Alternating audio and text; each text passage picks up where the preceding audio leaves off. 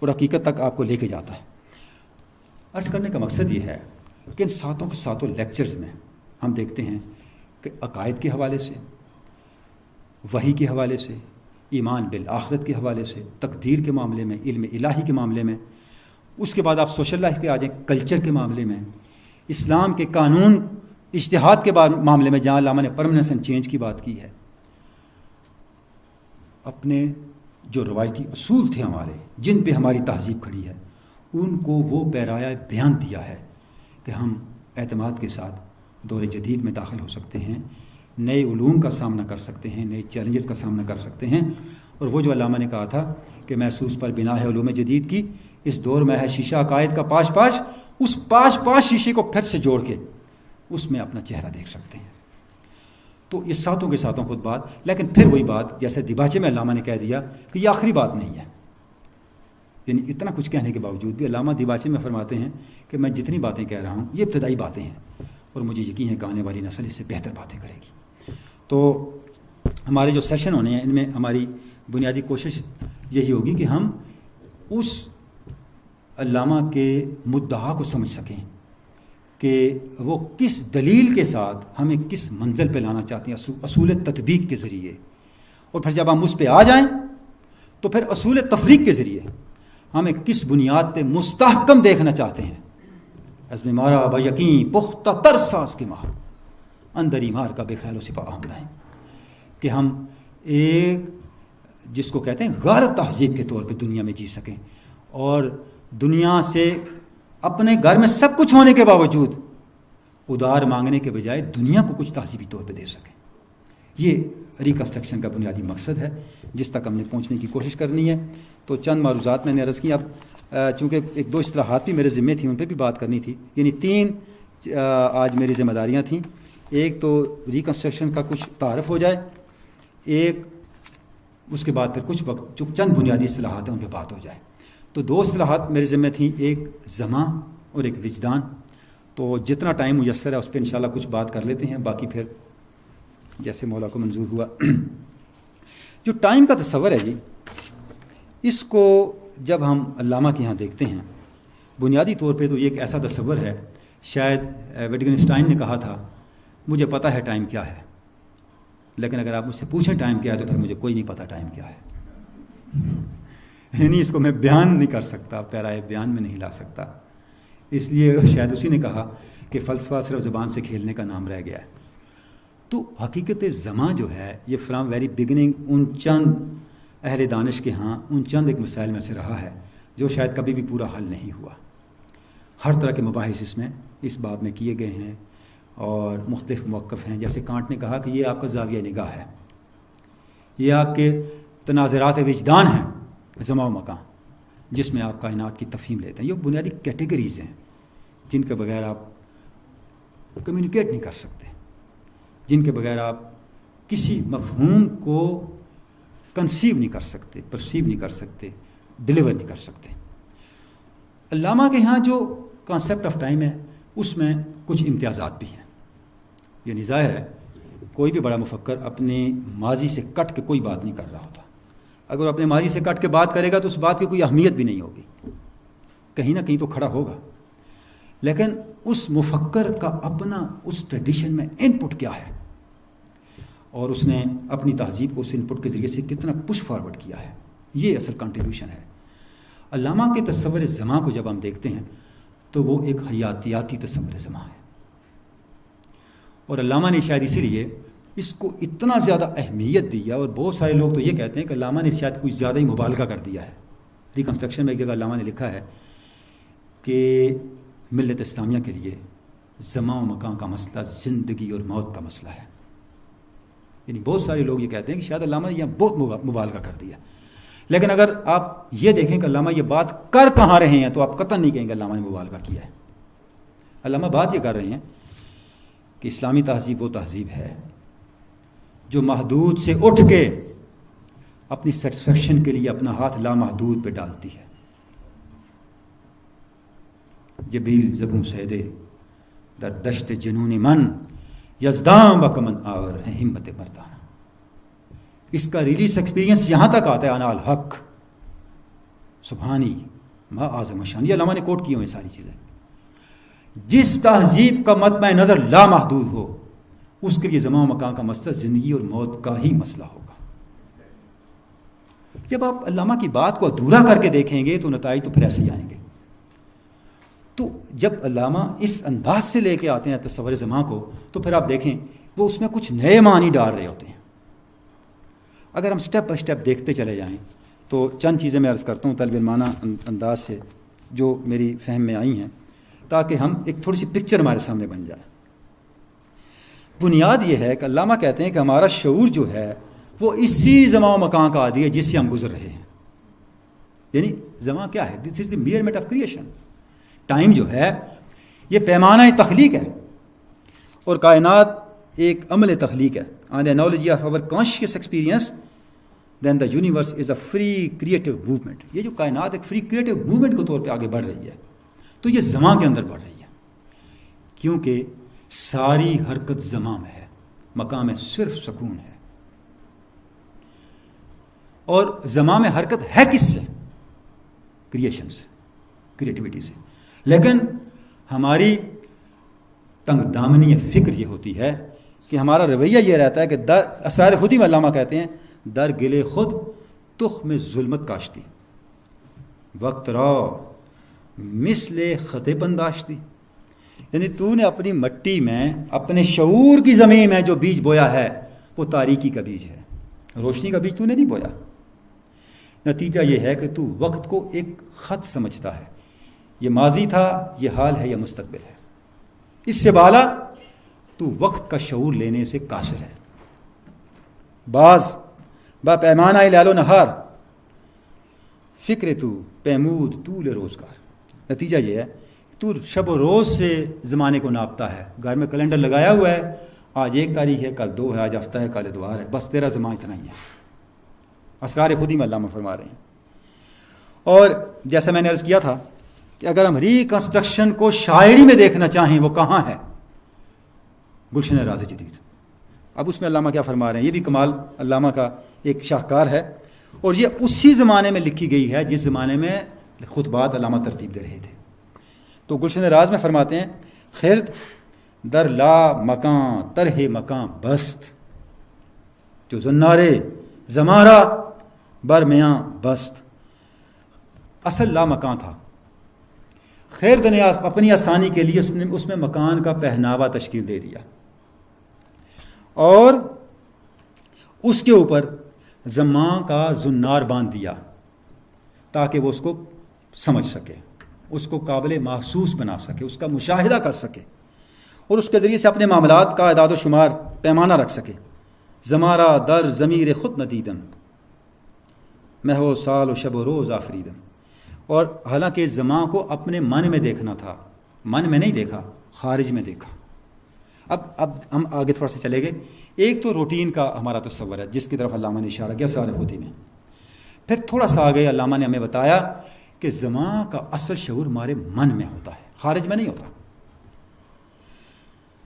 اور آگے فرماتے ہیں کہ time regarded as destiny forms the very essence of things. کہ جو زمان ہے یہ اس کے ذریعے سے ہم اشیاء کا شعور لیتے ہیں. ہمیں کائنات کی اشیاء کا شعور زمان کے ذریعے سے ملتا ہے، وقت کے ذریعے سے ملتا ہے. اچھا، اب جب اس کی تقسیم کرتے ہیں تو علامہ ریکنسٹرکشن میں ٹائم کے 2 حوالے ہمارے سامنے بیان کرتے ہیں. ایک سیریل ٹائم ہے، سیریل ڈیوریشن ہے، اور ایک پیور ڈیوریشن ہے. جو میں نے عرض کیا کہ علامہ کا امتیاز کیا ہے، یعنی یہ تو ہم اپنی روایت میں دیکھتے ہیں. سیریل ٹائم کیا ہے؟ زمان متسلسل یا زمان کار، یعنی وہ وقت جو ٹھہر ٹھہر کے چلتا ہے. ہم 3 بجے یہاں آئے تھے، اب 4 بج گئے ہیں، تھوڑی دیر بعد 5 بج جائیں گے. اس کے ساتھ ایک زمان خالص ہے، پیور ڈیوریشن ہے. پیور ڈیوریشن کیا ہے؟ یہ وقت کی وہ سطح ہے جہاں صرف ابدی آن واحد ہے، حال، ماضی اور استقبال کا امتیاز اور تفریق نہیں ہے. علامہ کے امتیاز یہ ہے، علامہ یہ فرماتے ہیں کہ زماں کی ان دونوں حیثیتوں کا احاطہ میرے شعور اور میرے من نے کر رکھا ہے. کیسے؟ یہ پیج 48 ہے جی. اس کا ایک جملہ میں پڑھنا چاہوں گا.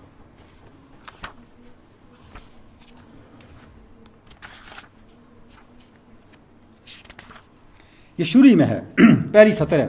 A deeper insight into our conscious experience shows that beneath the appearance of serial duration, there is true duration. اگر میں اپنے شعوری تجربے کا تجزیہ کروں تو مجھے اس نتیجے تک پہنچنے میں کوئی دقت نہیں ہوتی کہ یہ جو ظاہری زمان متسلسل ہے، اس کے نیچے ہی پیور ڈیوریشن موجود ہے. اس کے اندر ہی میرا زمان خالص کا شعور موجود ہے جو وہاں فنکشن کر رہا ہوتا ہے.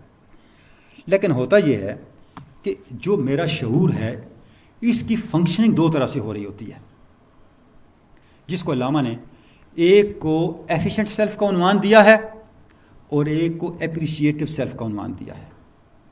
یعنی ایک یہ جو میری انا ہے، انا میرے شعور کی آنکھ جو ہے، یا تو فعال کے طور پہ کام کرتی ہے یا بصیر کے طور پہ کام کرتی ہے. انائے فعال کیا ہے؟ ایفیشینٹ سیلف کیا ہے؟ ایفیشینٹ سیلف یہ ہے کہ یہ جو میرا معمول کا شعور ہے، جو زندگی کے معاملات کو جس میرے کوآرڈینیٹ کر رہا ہے، آرگنائز کر رہا ہے، یہ میرا ایفیشینٹ سیلف ہے. اور میرے شعور کا وہ حصہ جو میری ہستی کی تمام کانٹینٹس کو ایک وحدت کے طور پہ دیکھ رہا ہے، وہ میرا اپریشیٹو سیلف ہے، وہ میری انائے بصیر ہے. یعنی میری ذات پہ کبھی ایک لمحہ ایسا بھی آتا ہے جب میں ماضی، حال اور استقبال سے بالا ہو کے اپنی پوری ہستی کو ایک نامیاتی وحدت کے طور پہ دیکھ رہا ہوتا ہوں. بالکل ایسے جس طرح بیج کے اندر پورا درخت ایک وحدت کے طور پہ موجود ہوتا ہے، لیکن پھر ایک زمانہ لگتا ہے اسے اپنے سٹیجز سے گزرتے گزرتے اپنی پوری جزئیات کے ساتھ ظہور پذیر ہونے میں. تو علامہ یہ کہہ رہے ہیں یہ جو پیور ڈیوریشن ہے یہ بھی میری سیریل ڈیوریشن کے ماتحت ہی موجود ہوتا ہے، اس کے ساتھ ہی کام کر رہا ہوتا ہے. اب اس کو بہت اچھے انداز سے علامہ نے ایکسپلین کیا. آپ ضرور مجھے اجازت دیجیے گا میں ذرا نہ ہو تو اس کا صرف ترجمہ ہی پڑھ دوں، کیونکہ یہ بہت ریلیونٹ ہے اور بہت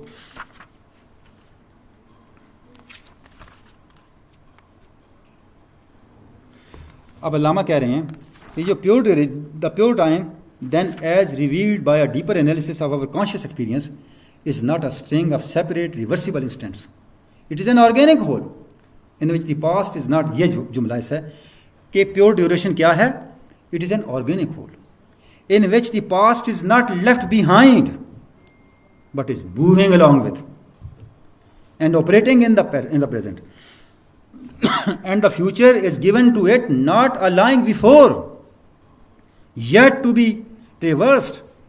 It is given only in the sense that it is present in its nature as an open possibility.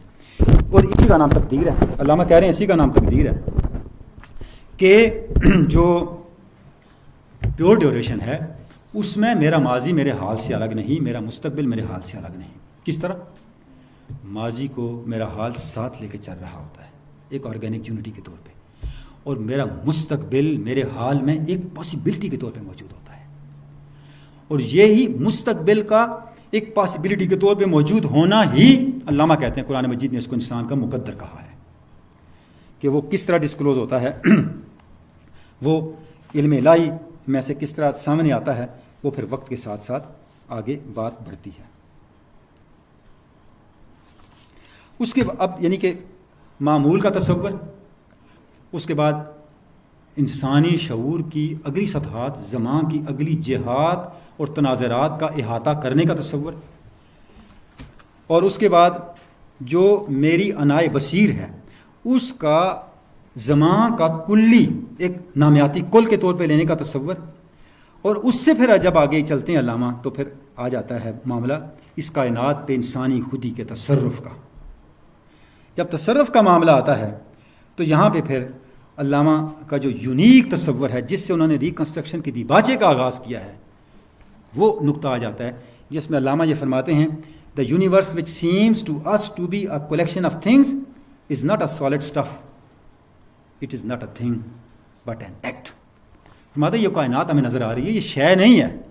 یہ بھی علامہ کا ایک یونیک تصور ہے، یہ عمل ہے. اب دیکھیں پہلا جملہ دیباچے کا یہ ہے، قرآن از اے بک وچ emphasizes deed rather than idea. اور ذرا آپ غور کریں تو یہاں علامہ نے ڈیڈ اور آئیڈیا دونوں کو انورٹڈ کاما میں رکھا ہے، اور ہمارے اکثر مترجمین ترجمہ کرتے ہوئے انورٹڈ کاماز کو غائب کر گئے. یعنی اس سے وہ ڈیڈ مراد نہیں ہے جو ہم لے رہے ہوتے ہیں، نہ ہی وہ آئیڈیا مراد ہے جو ہم لے رہے ہوتے ہیں. تو علامہ یہ کہہ رہے ہیں یہ کائنات ایک ایکٹ ہے، میں ایک ایکٹ ہوں، I am not a thing, I am an act.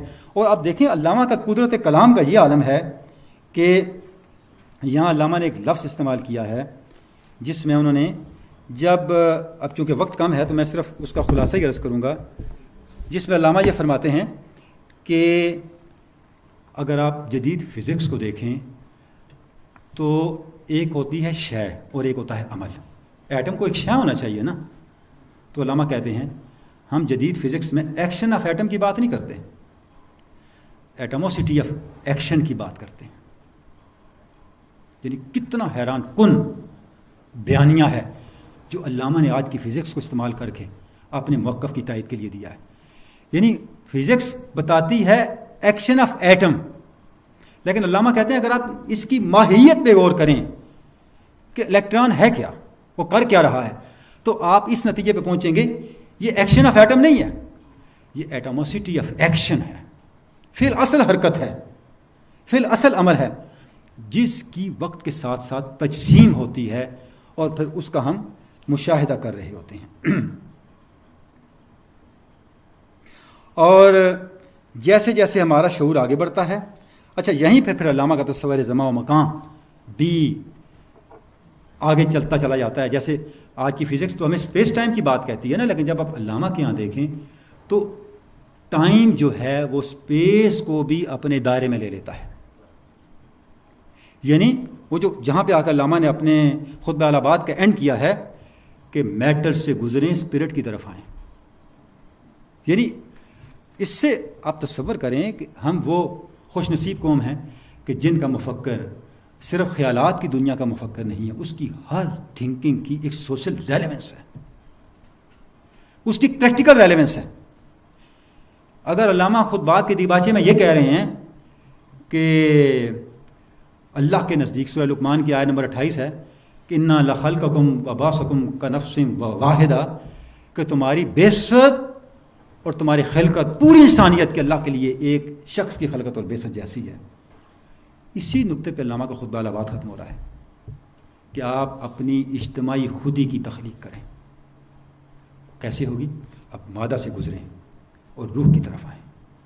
تو اب جدید فزکس کو استعمال کرتے ہوئے علامہ اس تصور پہ لے آتے ہیں کہ پوری کی پوری کائنات جو ہے فی الاصل ایک ایکٹ ہے. This is the act of God, this is not a thing. A critical interpretation of the sequence of time revealed in ourselves has led us to a notion of the ultimate reality as pure duration in which thought, life and purpose interpenetrate to form an organic unity. یعنی جب ہمیں time کی حقیقی تفہیم نصیب ہوتی ہے تو ہم اس نقطے پہ پہنچتے ہیں کہ وہاں پہ تھاٹ، لائف اور پرپس انٹرپینیٹریٹ کر رہے ہوتے ہیں. تو جب آپ اس سطح پہ پہنچتے ہیں تو پھر علامہ کہتے ہیں کہ انسان میں وہ استعداد پیدا ہوتی ہے کہ وہ اس کائنات پہ غالب آئے. جاوید نامہ کے شروع ہی میں جہاں پہ علامہ کا سامنا ہوتا ہے زروان کے ساتھ، تو جب زروان سے جو فرشتہ ہے زماں کا، تو اس سے مکالمہ ہوتا ہے تو علامہ پوچھتے ہیں تم ہو کون، تمہارا تعارف کیا ہے؟ تو اب جو زماں تعارف کرواتا ہے بستہ ہر تدبیر با تقدیر من، ناطق و سامت ہما نقشیر من حیاتم من مماتم من نشور من حساب و دوزخ و فردوس حور، کہ میں ہوں زندگی، میں ہوں موت، میں جنت دوزخ ہوں، ہر تدبیر میرے ہاتھ مٹھی میں ہے، ہر بولنے والا خاموش رہنے والا میرے شکار کی زد میں ہے. آدم و فرشتہ در بند من است، عالم شش روزہ فرزند من است، در طلسم من اسیر است ای جہاں، از دمم ہر لحظہ پیر است ای جہاں. میری وجہ سے یہ کائنات جواں ہے، مردہ ہے، زندہ ہے، بوڑھی ہے. اور اب وہ علامہ کا سوال، تو پھر تمہاری گرفت کمزور کب ہوتی ہے؟ تو اب زمان جواب دیتا ہے اس کا فرشتہ، لی اللہ ہر کرا در دل نشست جواں مردے تلس میں من شکست، کہ جس نے لی اللہ کی حقیقت کو سمجھ لیا صرف وہی میری گرفت سے آزاد ہو سکتا ہے۔ اور اینڈ یہاں پہ علامہ کرتے ہیں کہ گر تو خواہی من نباشم درمیاں لی اللہ باز خاں از این جا، اگر تو یہ چاہتا ہے کہ تیرے اوپر میرا اثر نہ رہے، تو میری بوسیدگی سے آزاد ہو جائے، تو پھر لیم اللہ کو سمجھ لے۔ لیم اللہ کیا ہے؟ ذات رسالت جماعت میں ارشاد فرمایا، لیم اللہ وقت لا یسانی فی نبی مرسل ولا ملک مقرب، مجھے اللہ کے ساتھ ایک ایسا لمحہ میسر ہے جب میں ہوتا ہوں، ذات حق ہوتی ہے، نہ کوئی ملک مقرب ہوتا ہے، نہ نبی ہوتا ہے، نہ مرسل ہوتا ہے۔ یعنی حقیقت کی ایسی قربت جب آپ کے اور حقیقت کے درمیان کوئی فاصلہ نہ رہے، آپ کو حقیقت زمان کی تفہیم اور اس پہ دسترس کی منزل پہ لے کے آتا ہے۔ تو ایک پورا ہم دیکھتے ہیں کہ علامہ کی شاعری کو اور علامہ کی نثر کو جب آپ سامنے رکھیں تو ایک گریجول ڈیولپمنٹ ہے اس کانسیپٹ کی، تفہیم کی، اور اس کی ایک تہذیبی ریلیونس ہے۔ اس کی یہ صرف فلاسفیکل ڈسکورس نہیں ہے علامہ کا تصور زمان، علامہ کا تصور زمان ایک تہذیبی رویہ کو تشکیل دیتا ہے، آپ کے اندر ایک تہذیبی تغلب کا احساس پیدا کرتا ہے۔ آخری بات جس پہ میں اپنی بات ختم کرنا چاہوں گا کہ علامہ کی ایک مختصر سی ایک صفحے کی نثری تحریر ہے جس میں انہوں نے ٹائم پہ بات کی ہے، تو وہاں علامہ نے فرمایا ہے کہ ٹائم پہ ہماری روایت میں 3 لوگوں نے بات کی ہے زمان کی حقیقت پہ، فلاسفہ نے، متکلمین نے، اور ہائر سائیکالوجی نے۔ ہائر سائیکالوجی سے علامہ کی مراد تصوف ہے، اور جہاں تصوف کی بات آئی ہے تو علامہ نے فرمایا ہے کہ ان دونوں سے زیادہ مستند، جامع، حقیقت رس بات صوفیاء کی ہے۔ وجہ یہ ہے صوفیاء نے تجربہ پہلے کیا ہے اور بیان بعد میں کیا ہے۔ اور اگر آپ صوفیاء کے ہاں جائیں، اسرار خودی میں، اسرار الرموز میں علامہ کی ایک نظم ہے الوقت و سیف، علامہ نے تو امام شافعی کے قول کے طور پہ بیان کیا ہے، لیکن کشف المعجوب میں سید علی حجویر نے اس پہ پوری ڈسکشن دی ہے الوقت و سیف پہ، اور ڈیفائن کیا وقت کیا ہوتا ہے۔ جب آپ صوفیاء کے تصور وقت کو دیکھتے ہیں تو ہمیں اندازہ ہوتا ہے کہ اصل وقت ہے کیا۔ علی حجویر لکھتے ہیں وقت کیا ہے؟ وقت میرا ذات حق کی قربت اور مشاہدے کا وہ لمحہ ہے جہاں نہ ماضی ہے، نہ حال ہے، نہ استقبال ہے، وہ ایک لمحہ ابد ہے جب مجھے ذات حق کے مشاہدے میں وہ بقا ملتی ہے کہ میرے تمام توہمات، میرے تمام جو کمزوریاں ہیں، بشری تحدیدات ہیں، وہ ظاہر ہو جاتی ہیں، اور اس وقت سے آگے گزر کے میں پھر صاحب حال بنتا ہوں۔ یعنی صوفیاء کا حال ان کے وقت سے جنم لیتا ہے، اور وقت ان کی وہ کیفیت ہے جو قربت حق کی تفصیلات سے عبارت ہے، قرب ذات حق کے مشاہدے پر مشتمل ہے۔ پھر آگے انہوں نے اس کی پوری تفصیلات بیان کی ہیں۔ تو خود علامہ نے بھی یہ جو پہلو ہے وقت کا، کہ اس کی بہت سی ایسی جہات ہیں جن کا ہماری شعور کی موجودہ سطح عطا نہیں کر سکتی، گو اپنے لیمیٹیشنز میں رہتے ہوئے اپریشیٹو سیلف اور ایفیشینٹ سیلف کے پیرایہ کو وسیلہ بیاں بناتے ہوئے علامہ نے یہ اسٹیبلش کرنے کی کوشش کی ہے کہ میرے کانشیس ایکسپیرینس کے اندر میرے سیریل ٹائم کے تحت ہی پیور ڈیوریشن چل رہی ہے، موجود ہے، لیکن اس تک ایکسیس کیسے ہو، اس تک رسائی کیسے ہو؟ عشق کی تقویم میں عصر رواں کے سوا اور زمانے بھی ہیں جن کا نہیں کوئی نام۔ ان بے نام زمانوں کو ہمارے شعور کی معمول کی آنکھ نہیں دیکھ سکتی۔ اس تک پہنچنے کا راستہ صوفیاء کا راستہ ہے، جس کو اقبال نے متکلمین اور فلاسفہ کے راستے سے زیادہ مستند اور مجرب قرار دیا ہے۔ تو ٹائم میرا ختم ہو گیا جی، ایک اصلاح بھی رہ گئی، تو انشاءاللہ عزیز پھر اس پہ بات ہوگی، اس پہ میں اکتفا کروں گا۔ بہت بہت شکریہ، السلام علیکم۔